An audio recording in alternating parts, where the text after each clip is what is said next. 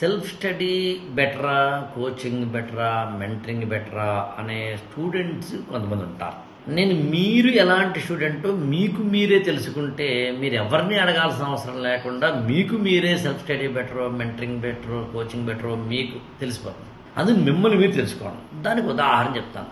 ఒక కోచింగ్ కనుక మీరు వెళ్తే మీ టైం, మీ ప్లాన్, మీకు సంబంధించిన కోర్సు డ్యూరేషన్ అండ్ కంప్లీషన్ మీ చేతిలో కాకుండా కోచింగ్ సెంటర్ వాళ్ళ చేతిలో ఉంటుంది. అలా నాకు ఇష్టం అనుకుంటే కోచింగ్ వెళ్ళాను. కొంతమంది స్టూడెంట్స్ నా సెల్ఫ్ స్టడీ నా చేతుల్లో ఉంటూ నా కోర్సు నేను కంప్లీట్ చేసుకుంటూ చదవాలనుకుంటున్నారు. ఉదాహరణకి మనం ఈ గురుకులంలో 365 డేస్లో ప్లాన్ గీస్తాం. అంటే ఏ రోజు ఏ క్లాస్ని ఇస్తాను, ఏ రోజు ఏ క్లాస్ స్టూడెంట్ వినాలి, ఏ రోజు ఏ సబ్జెక్ట్ చదవాలి, ఏ రోజు ఏ సబ్జెక్ట్లో ఏ చాప్టర్ చదవాలి అని చెప్పి ప్లానర్. సాధారణంగా ఇలాంటి ఒక ప్లానర్ని కనుక మనం ఇచ్చినప్పుడు ఆ ప్లానర్ మీద ఆధారపడి మనంతటా మనమే ఓన్గా ఒక ప్లాన్ గీసుకుని లేదా ఇలాంటి ప్లానర్ దాన్ని మనం తయారు చేసుకుని అప్పుడు 365 రోజుల పాటు ఏం చదవాలో ముందే డిసైడ్ అవ్వడం. అలాంటి వాళ్ళకి మెంటరింగ్ బాగుంటుంది. లేదా ఆన్లైన్ కోచింగ్ మాలాంటి వాళ్ళవి, అంటే ఈ గురుకులంలో కొంచెం అలాంటి టైప్ నేను కొంచెం ముందే టైం టేబుల్ ఫిక్స్ చేసి ఎప్పుడు ఏ క్లాస్ వస్తుందని ఫిక్స్ చేసి ఇలాగ చెప్పే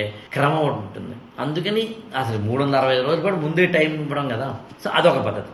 కాకుండా సార్ నేను చదవాలనుకుంటున్నాను సార్, నా ఓన్గా చదువుకుంటాను, ఒక మెంటార్ ఉంటే సరిపోతుంది సార్, నాకు ఏదైనా సబ్జెక్ట్ డౌట్స్ ఉంటే కానీ నేను ChatGPTని అడుగుతానండి, పెద్ద కంగారు పడాల్సిన అవసరం లేదు అనుకున్న వాళ్ళకి నేనైతే ఏమంటానంటే మెంటరింగ్ బెస్ట్. సో కోచింగ్ అనేది, మెంటరింగ్ అనేది, లేకపోతే సెల్ఫ్ స్టడీ అనేది ఎలా దేంతో పోల్చొచ్చు అన్నప్పుడు, కోతి తన పిల్లల్ని పెంచేటప్పుడు తల్లి కోతి అస్సలు పట్టించుకోదు. పిల్ల కోతి తన బతుకు తను బతకాలి, అది సెల్ఫ్ స్టడీ. అది నిజంగానే సెల్ఫ్ స్టడీయే. కోతిలాగే ఓసారేమో అటు ఓసారేమో ఇటు వెళ్లాల్సి వస్తుంది. పిల్లి అన్నీ పట్టుకుని ఉంటుంది, పిల్లల్ని పట్టుకుంటుంది. అది కోచింగ్. కోచింగ్లో కూడా మళ్ళీ ఇంటెన్సివ్ కోచింగ్. ఆవు నడుస్తూ ఉంటే దూడ వెళ్తూ ఉంటుంది. వెళ్తున్న దూడ ఆవు దగ్గర ఆగుతుంది.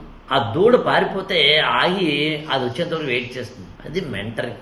అంటే శిష్యుడు గురువు ఇద్దరు సమానంగా పనిచేస్తే మెంటరింగ్ అవుతుంది. కోచింగ్ వాళ్ళు ఎక్కువ, స్టూడెంట్స్ తక్కువ అయితే కనుకేమో కోచింగ్ అవుతుంది. అసలు ఎవరు వద్దు, నా మాన నేను బతుకుతాను రాబాయి అంటే సెల్ఫ్ స్టడీ అవుతుంది. ఏం చదవాలి అనేది నీ క్లారిటీ లేకపోతే చెప్పేవాళ్ళు ఎంత చెప్పినా ఉపయోగం ఉండదు. IAS for All ఛానల్ని సబ్స్క్రైబ్ చేసుకోండి, లైక్ చేయండి, షేర్ చేయండి.